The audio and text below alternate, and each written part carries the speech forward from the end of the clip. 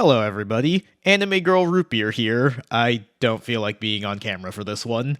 And today I wanted to talk to you all about the new start decks that are going to be coming out for Divine Z. These have been a topic of conversation for a while now, mainly people going, there's no value in the start decks, and other people responding, oh well, but they're not for you, and honestly I just don't think this conversation is particularly useful. And don't get me wrong, I've definitely contributed to this. I've made more than my fair share of snide comments on Twitter, but today I want to approach these start decks a little more constructively. I want to actually dig in deep and discuss why an all-vanilla start deck would be seen as undesirable. So, to start us off, let's talk about a different card game, Yu-Gi-Oh! Bear with me, I'm going somewhere with this. For those of you not following the Yu-Gi-Oh! Space, there's been a similar discourse that's been popping up every now and then of how do we onboard new players into the game? The last major instance of this is when Hearthstone guy Raran played Master Duel for a little while and didn't like it. And a key point in that conversation was that the tutorial in Master Duel just doesn't really prepare you for what a modern game of Yu-Gi-Oh! Is actually like. The first tutorial you do is like, oh, your opponent has summoned a monster with 1500 attack, but your monster has 1800 attack. 18 is bigger than 15, therefore you win. And that's just not representative of modern Yu-Gi-Oh! In the slightest. You know, like, the tutorial goes like this.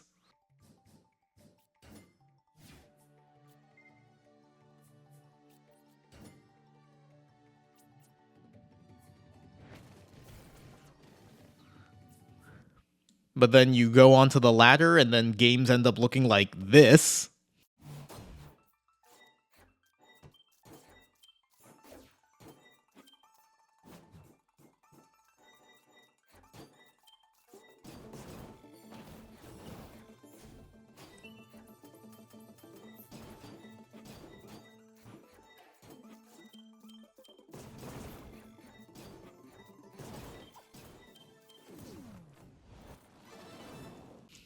Then, well, maybe the tutorial just didn't do a very good job of teaching you the game.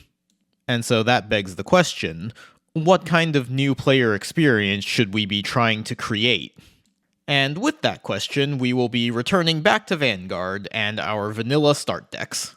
Now, as I stated in the beginning, a very common talking point around the start decks is that they're not meant for veteran players like you and me. They're meant for new players. It's supposed to be a jumping off point for them to get into the game. And for many people, the way they teach new players is to do a practice match running through all of the basic rules without using any card effects. And when you consider that perspective, you can see why some people feel like vanilla start decks are fine. It's the way that people teach new players to begin with. But, while that practice is all well and good between players, is this something that Bushiroad should be doing officially with constructed products? No. Obviously. I wouldn't be making this video if I thought the answer was yes. So, what exactly is the problem with these vanilla start decks? Well, to start with, they don't even really teach you all of the basics. Just as a quick example, none of the cards Soul Blast. And if you didn't specifically buy the Dark States deck, then you don't really interact with Soul as a resource. Now, in fairness to Bushiroad, these start decks are going to be accompanied by a new updated tutorial video. At the time of recording, we don't know what it looks like yet, but we do have the existing tutorial video we can use as a frame of reference. So from that, we can infer that it will run you through all of the basic rules and card types, as well as new additions such as the energy mechanic being introduced. And that's all well and good, but there's a difference between telling someone that soul blasting is a thing and actually having them engage with it by doing it in a game. Sure, it's not the most difficult concept to learn, but a new player has lots of stuff to keep track of, and if they're not being engaged with the soul, they don't see the symbols for soul blasting or soul charging, they don't perform the physical action of taking a card out of the soul and putting it into the drop zone, they might just forget about it when they're trying to move forward into more advanced gameplay. Moving on, one feature of Vanguard, similar to Yu-Gi-Oh!, is that it's meant to have an eternal format, meaning the cards don't rotate. While, yes, there have been a couple of road bumps along the way, the game rebooted twice, moving from Overdress to Divine Z, the game will not be rebooting. Consequently, what can be considered the basics changes from era to era as we account for previous design decisions that came before. And for Overdress, one of those design decisions is orders.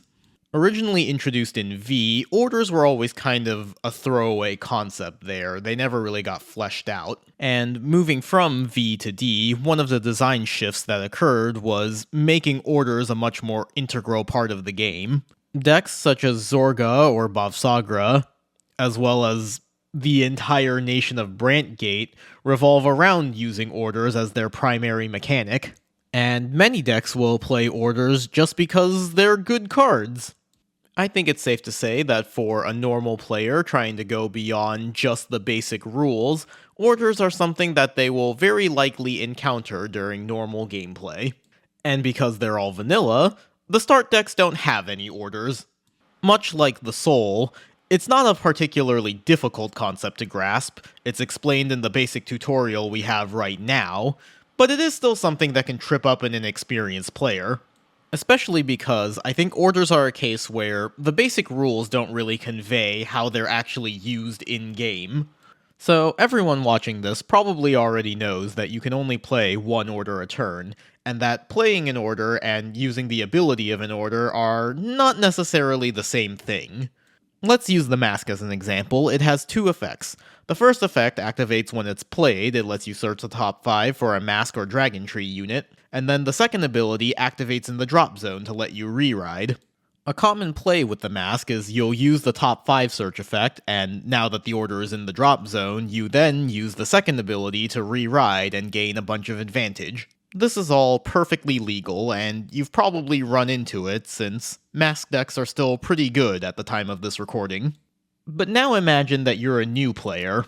You've gotten the basic tutorial for how the game works, and you're ready to try out locals for the first time. And one of your matchups puts you up against a mask player. From your perspective, the play that I described earlier might look like your opponent just played 2 orders in one turn.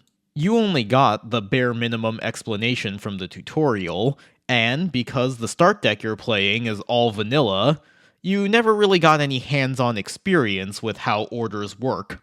You might not understand or appreciate the nuance between playing an order and using its ability. And when you consider how powerful the payoff is for resolving the mask, when your opponent tells you, yeah, that's how this works, you might just feel like you're being cheated.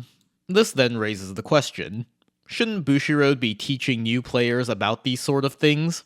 Sure, something like this is a little bit beyond the basics, but it's still a scenario that a new player is likely to encounter. It'd be nice if Bushiroad could give new players a way to understand these more complex scenarios. You could even make it part of your tutorial video. After all, one of the features of the new start deck is that they're going to have these little number stamps that correspond with certain sections of the tutorial video. You could include an order with multiple abilities into the start deck. Let's make it a set order. Let's say it has a generic ability like, on play, draw a card, discard a card from your hand, and then it has a second ability that's like, Soul Blast 1, give a unit 5k. So you can have a section in the tutorial that's like, okay, we'll play this order from our hand and activate the ability to draw a card.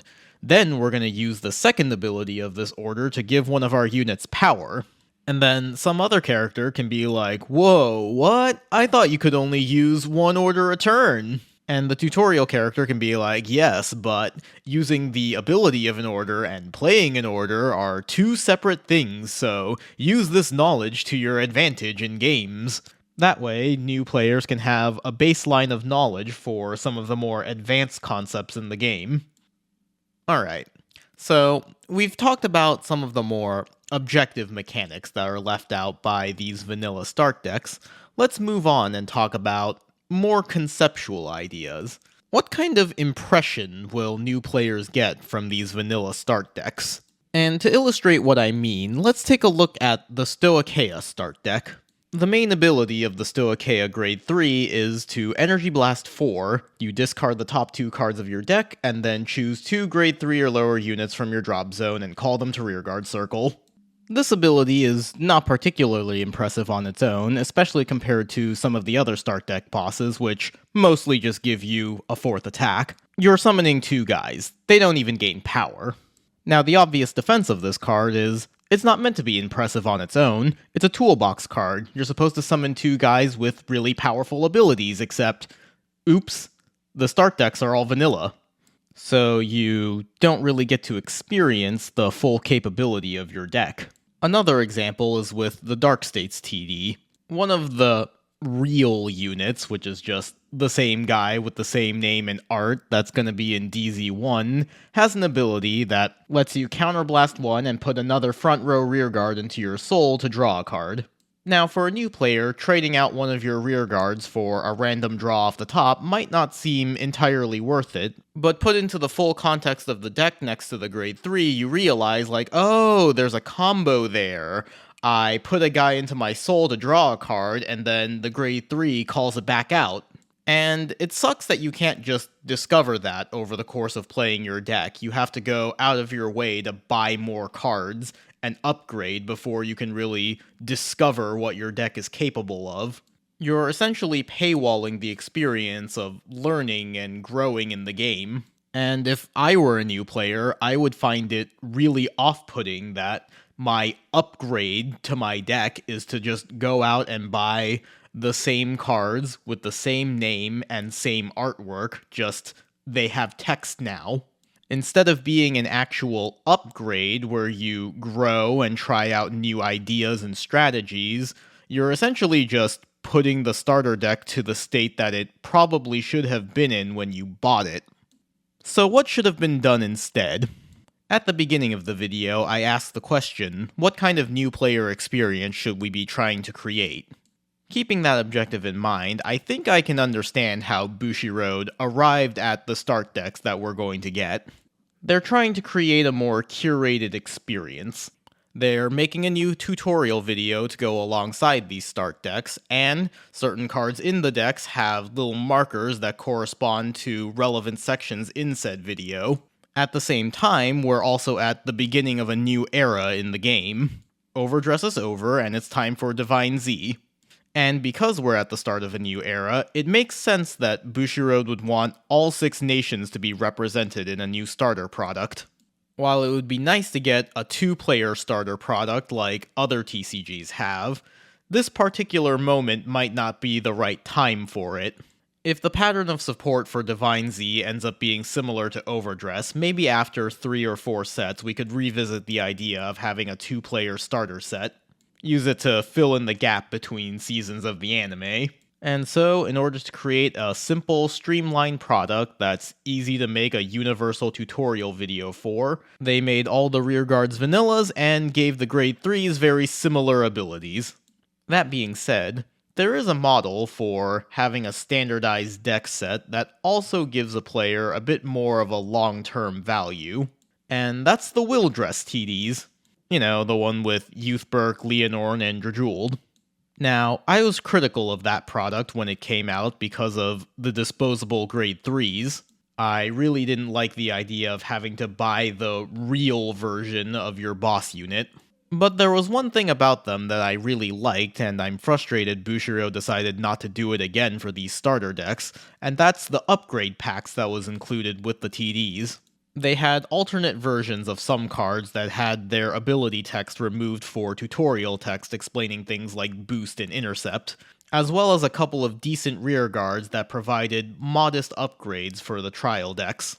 Honestly, this is a pretty good solution for creating a decent new player experience. You can start a new player off with the simple vanilla start deck, and then, as they get more confident and want to try more advanced gameplay, you can swap in the upgrade pack cards, and cover some concepts that can't be explained with just vanillas. Throw in some orders, maybe play around with like different activation timings, like when placed, or when it attacks, when the attack hits, etc., etc. You know, just cover all the bases, and you'd have a pretty decent starter product. And it's a real shame that the start decks for Divine Z don't do this. But hopefully the pushback against these start decks will make Bushiroad reconsider their future products. But for now, that's gonna be it for this video. Thanks for watching, everybody. Bye-bye. Also, we have a Patreon. $5 gets you a whole ass bonus show, $10 gets you early access to videos and a shout-out. Thank you to Darren, Cole, Josh, Jeremy, GR, and Ollie.